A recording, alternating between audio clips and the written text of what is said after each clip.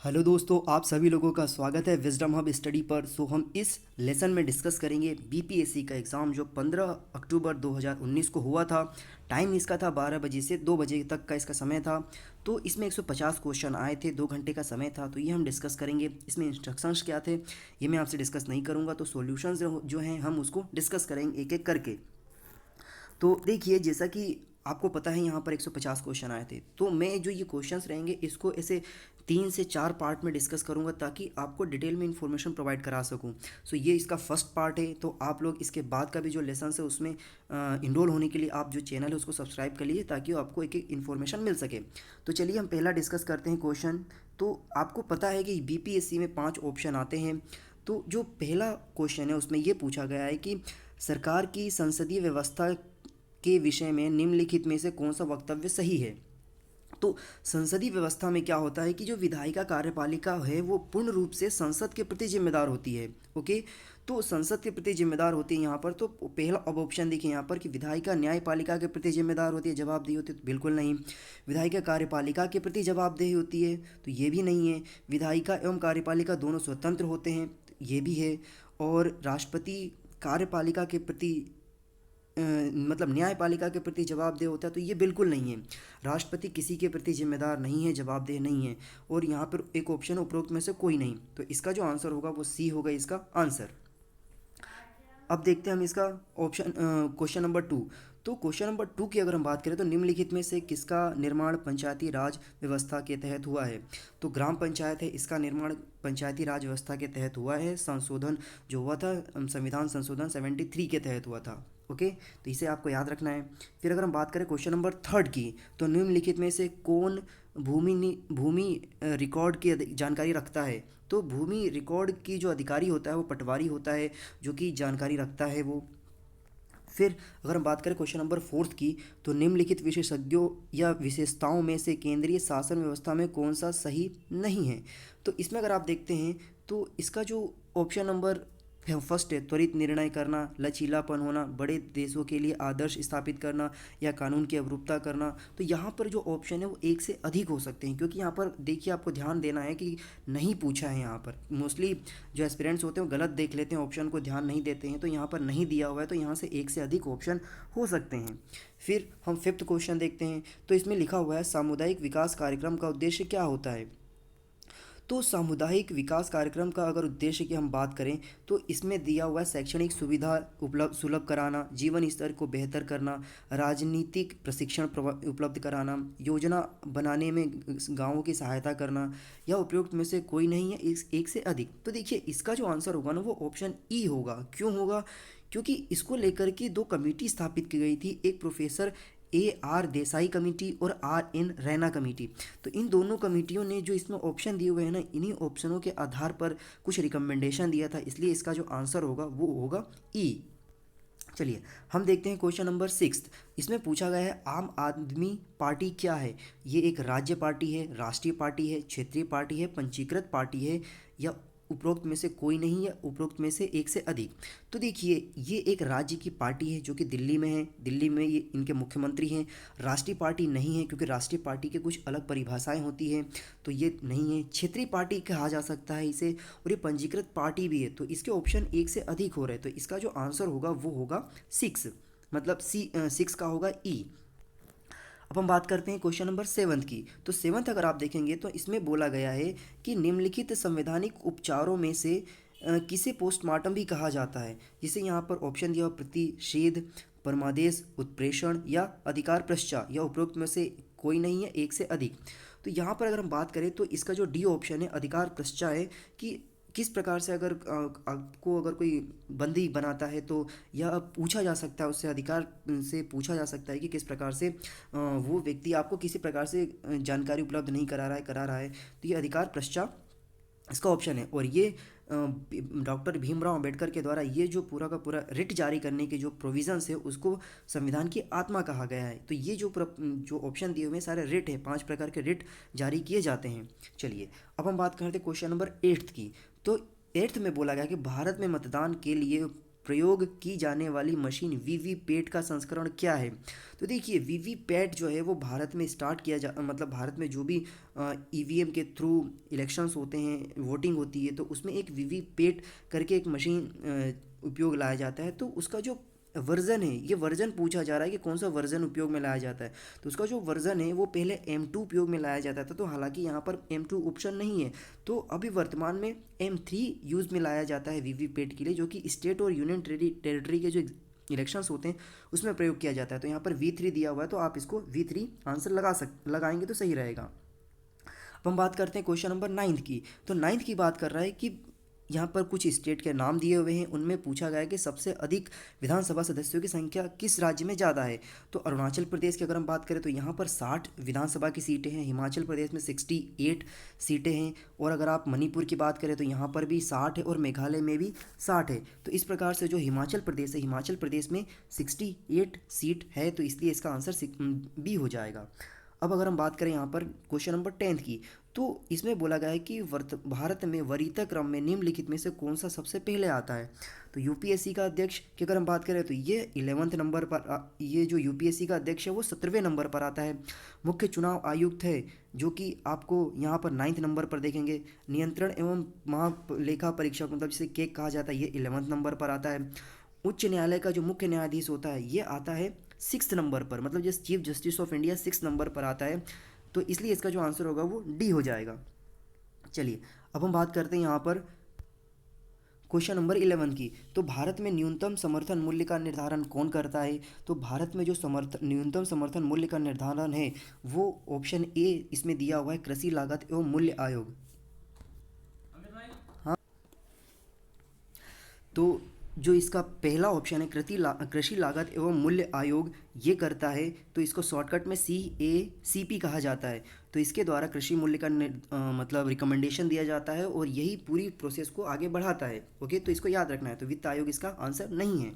अब हम बात करते हैं क्वेश्चन नंबर 12 की। तो क्वेश्चन 12 की बात करें, यहाँ पर दिया हुआ है कि हिंदू वृद्धि दर किससे संबंधित है? मुद्रा से, GDP से, जनसंख्या से, या GNP से?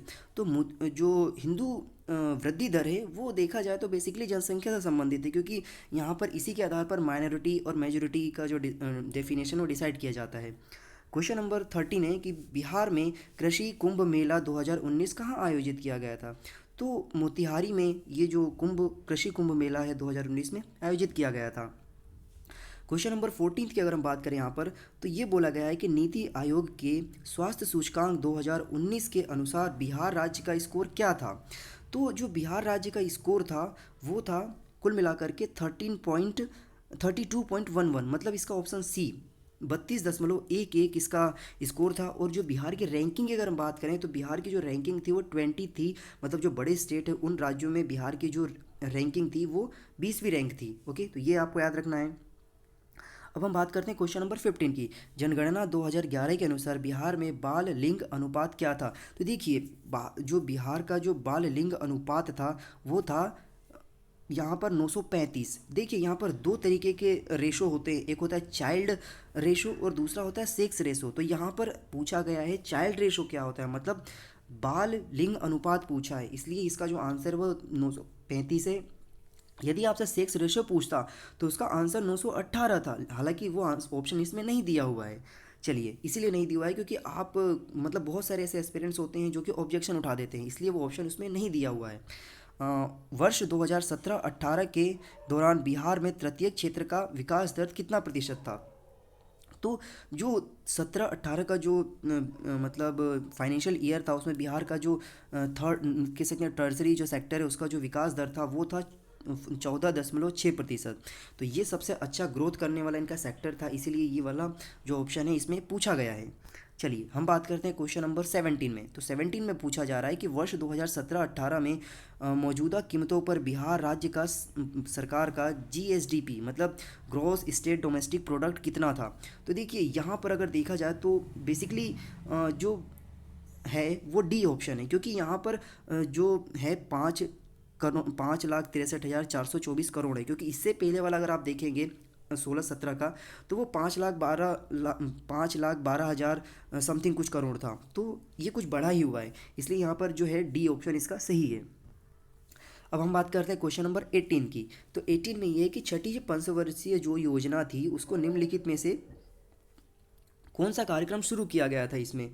तो अगर हम इसकी बात करें 18वें क्वेश्चन की, इसमें बोला गया है एकीकृत कृषि विकास या ग्रामीण विकास, साक्षरता विकास, ग्रामीण रेलवे या ग्रामीण विकास के लिए उन्नत संचार लिंक उपलब्ध कराना।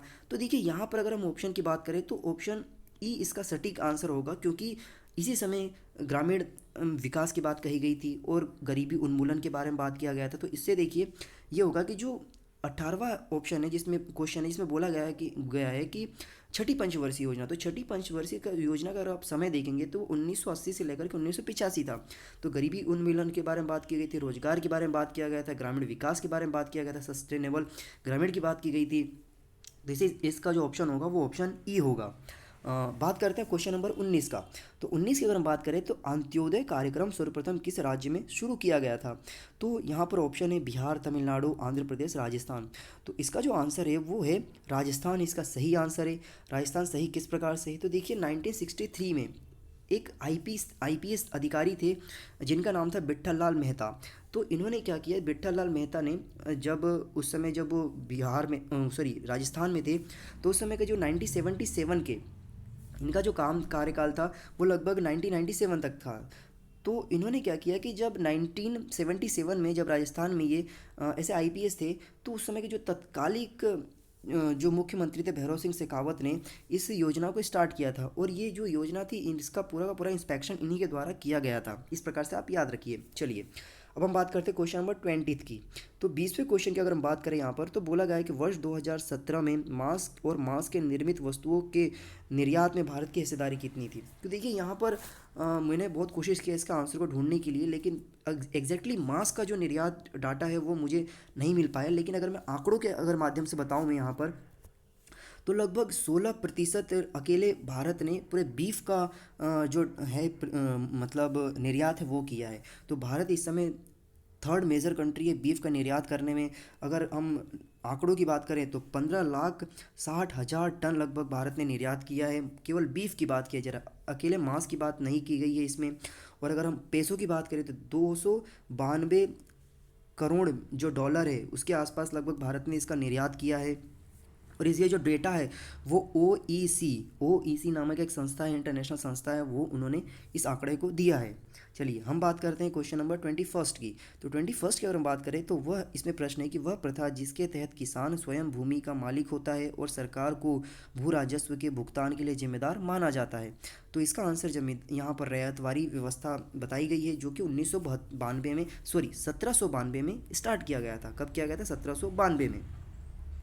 अब हम बात करते हैं क्वेश्चन नंबर 22 की। तो 22 की अगर हम बात करें यहाँ पर, तो 22 में जो बोला गया है ये है इस प्रकार का सवाल कि इसमें बोला गया है कि वित्तीय वर्ष 2018-19 में कुल विदेशी मुद्रा प्रारक्षित भंडार क्या था। तो देखिए यहाँ पर जो मतलब फॉरेक्स की बात कही गई है। तो फॉरेक्स की अगर हम बात करें यहाँ पर, तो इसमें जो ऑप्शन है उस ऑप्शन के आधार पर तो मुश्किल रहा मुझे आंसर ढूंढना, या आंसर इसके नहीं मिल पाए, क्योंकि मेरे सोर्सेज के थ्रू मैंने जो प्राप्त किया है उसमें ये मिला है कि जो 430 अरब डॉलर जो अमेरिकन डॉलर है उसके आसपास भारत के पास पूरा फॉरेक्स है।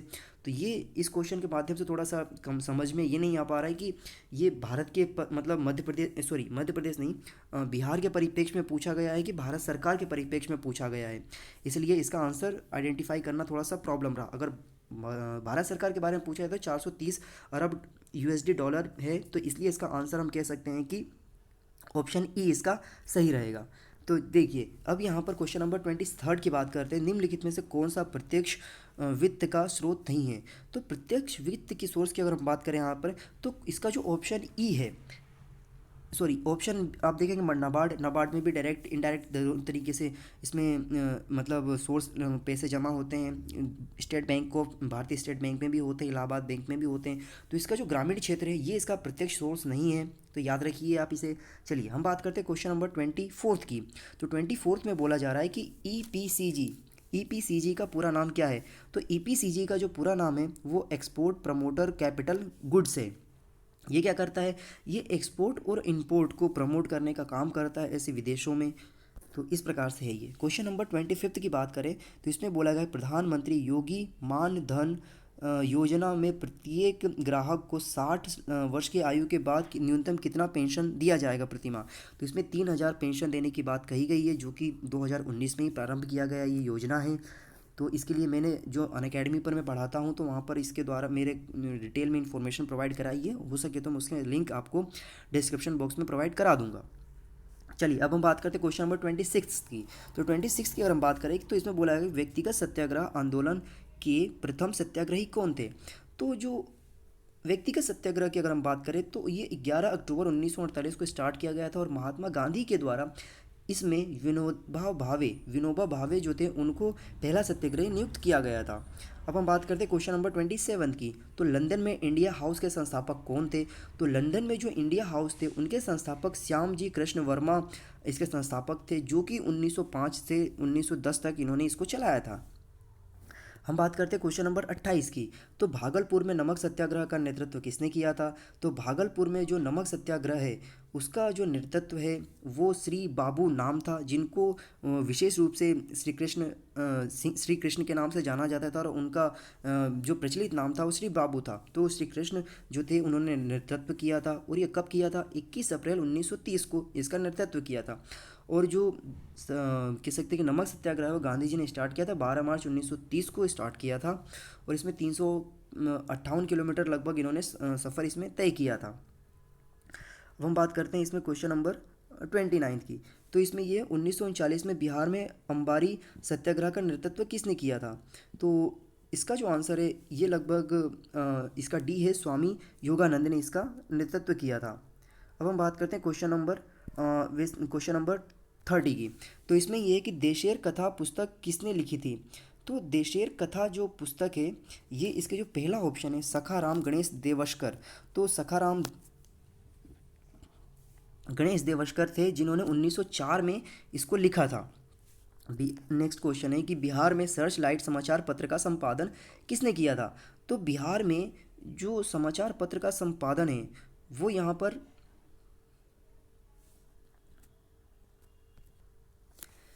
हैदर अली हुसैन ने किया था। 15 जुलाई 1918 को स्थापित किया गया था, हैदर अली हुसैन ने किया था इसको। हालांकि इसमें ऑप्शन वो नहीं दिया हुआ है, तो इसका ऑप्शन मेरे हिसाब से ई होना चाहिए क्योंकि इसका आंसर इसमें नहीं दिया हुआ है। क्योंकि जब मैंने इसके आंसर्स को सर्च किया क्वेश्चन को तो 15 जुलाई 1918 को हैदर अली हुसैन ने इसको स्टार्ट की सैयद हैदर अली हुसैन ने इसको स्टार्ट किया था, जो कि 1985 में ये जो था मतलब हिंदुस्तान टाइम्स के नाम से प्रकाशित होने लगा पटना संस्करण से।